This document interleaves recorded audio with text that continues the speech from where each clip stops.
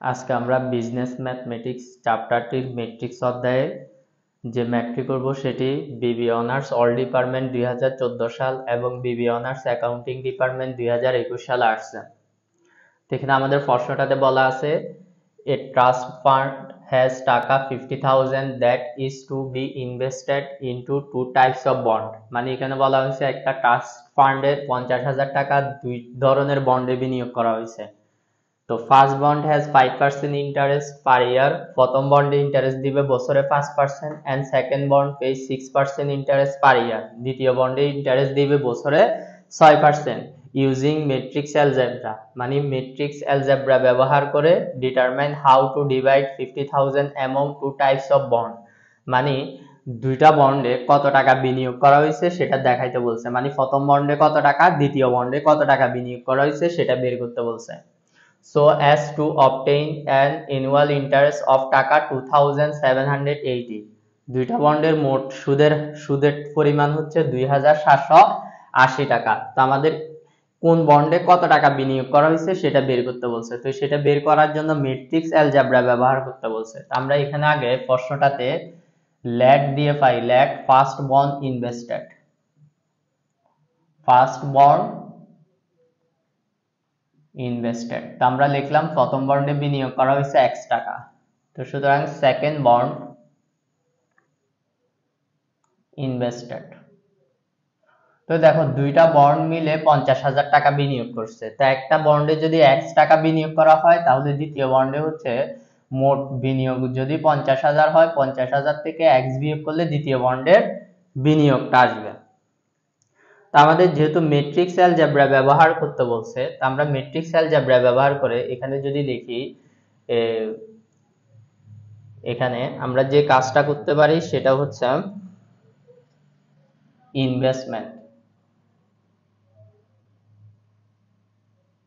Investment matrix.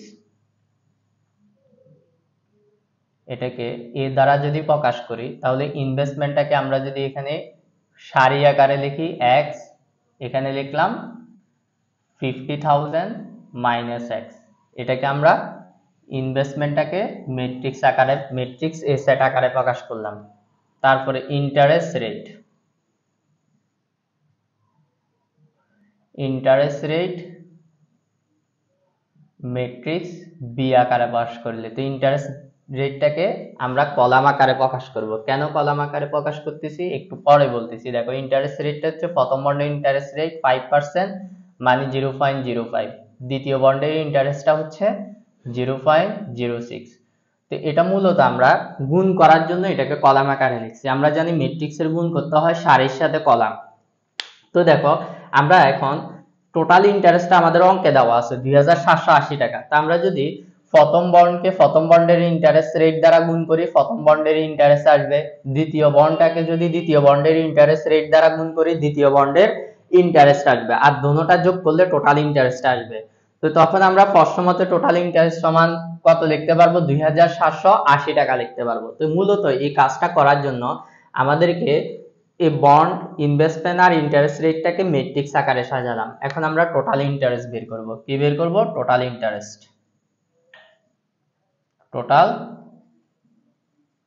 ইন্টারেস্টটা বের করব। তো টোটাল ইন্টারেস্ট কিভাবে বের করব? এর সাথে বি কে গুণ করে দিব। তো দেখো এর মান হচ্ছে x 50,000 মাইনাস x ইন্টু বির মান হচ্ছে 0.05 0.06। তা আমরা এটাকে ম্যাট্রিক্সের গুণ করব। তা আমরা জানি ম্যাট্রিক্সের গুণের নিয়ম হচ্ছে সারির সাথে কলাম। সারির সাথে কি? কলাম। তো সারির সাথে যদি কলাম গুণ করি, এখানে এটাকে কলাম আকারে লিখলাম, এটাকে সারি আকারে লিখলাম। তো প্রথম সারিকে প্রথম কলাম দ্বারা গুণ করব। তো প্রথম সারি প্রথম পদ হচ্ছে x, এখানে প্রথম কলামের প্রথম পদ হচ্ছে 0.05। তো x কে যদি 0.05 দ্বারা গুণ করি এটা আসবে 0.05x। তারপরে দেখো এখানে যদি আমরা প্লাস সাইন দিয়ে এই যে দ্বিতীয় পদ আছে, দ্বিতীয় পদকে এখানে দ্বিতীয় পদ দ্বারা যদি গুণ করি, এটা 0.06 এর সাথে গুণ হবে হচ্ছে এটা 50,000 মাইনাস x গুণ হবে। তো আমরা এটা কলাম, এটা উঠে গেছে।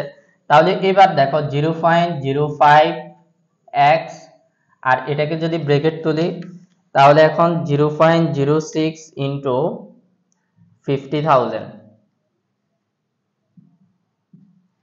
এখানে ইন্টু 50,000, তো এটা আসবে হচ্ছে 3000 মাইনাস প্লাসে মাইনাসে মাইনাস, তো এটা আসবে 0.06x।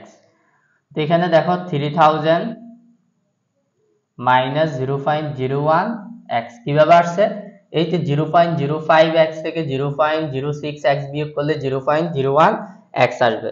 তো এখন আমরা এই জিনিসটা হচ্ছে আমাদের কিসের টাকা, টোটাল ইন্টারেস্টের টাকা।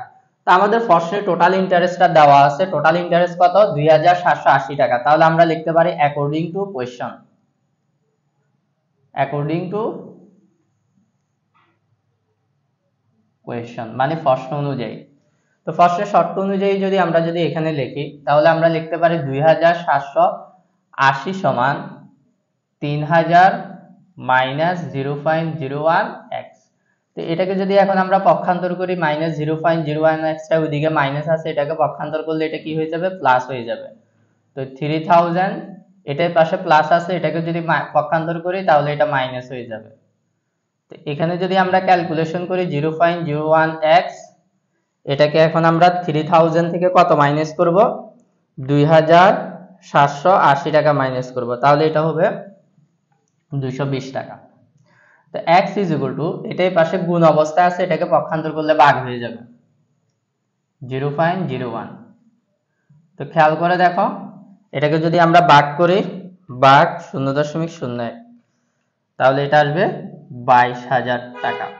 তো x মানে হচ্ছে কোন বন্ডের ইনভেস্টমেন্টটা, প্রথম বন্ডের বিনিয়োগটা। তো প্রথম বন্ডে বিনিয়োগ করা হয়েছে কত টাকা, 22,000 টাকা। তো সুতরাং first bond invested, first bond invested,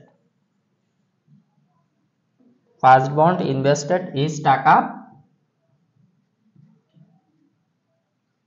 22,000। তো সেকেন্ড বন্ড ইনভেস্টেড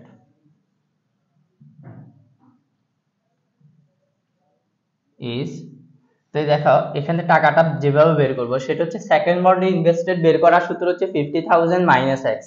তো এখানে এই যে 50,000 আছে, এটা থেকে 22,000 মাইনাস করে দেব। তো এটা যদি মাইনাস করে দিই তাহলে এটার অ্যান্সার আসবে হচ্ছে 28,000 টাকা। তো এটা হচ্ছে দ্বিতীয় বন্ডের বিনিয়োগ হচ্ছে কত টাকা, 28,000 টাকা। তো আমাদের মূল রিকোয়ারমেন্টটা ছিল এটাই যে 50,000 টাকা কোন বন্ডে কত টাকা বিনিয়োগ করছে সেটা বের করতে বলছে। তো প্রথম বন্ডে বিনিয়োগ করা হয়েছে 22,000 টাকা, দ্বিতীয় বন্ডে বিনিয়োগ করা হয়েছে 28,000 টাকা। তো এটাই হচ্ছে আমাদের প্রশ্নের রিকোয়ারমেন্ট। তো আশা করি তোমরা সবাই এটা বুঝতে পারছো। তারপরে যদি কোনো প্রবলেম থাকে জানাবা। আজকের মধ্যে এতটুকুই, সবাই ভালো থাকবে। আল্লাহ হাফেজ।